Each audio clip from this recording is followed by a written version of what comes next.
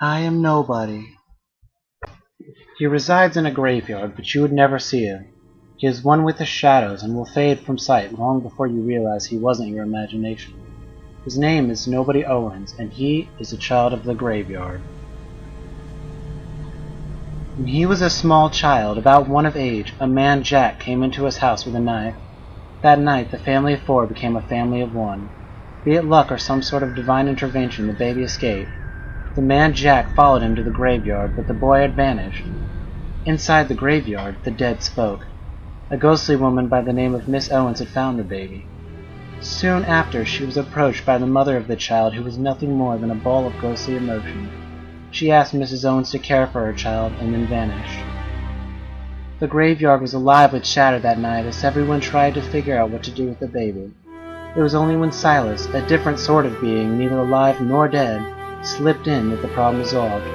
The baby would stay, and Silas would be his guardian.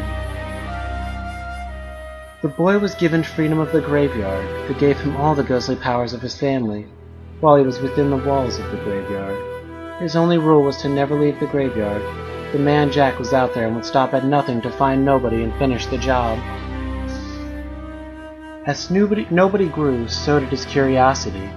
The citizens of the graveyard took it upon themselves to teach him everything they knew. Not only did he learn basic academics, but he also learned ghost abilities like fading and going into someone's dreams. He was glad to be learning, but still needed a friend. A friend he made in Scarlet, a little girl.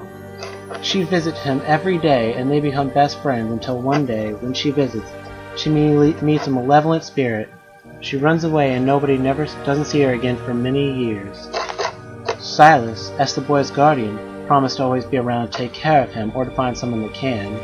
When he does finally go on a trip, he leaves Nobody in the care of Miss Lupescu, a strict German woman. Nobody doesn't like her very much. That is, until he falls into a world inhabited by dark spirits and is taken hostage, and the giant wolf shows up to save him. He later discovers the wolf is none other than Miss Lupescu. She is a hound of God. After Miss Lupescu leaves, Nobody tries going to a normal school. Unfortunately, he meets 2 bullies.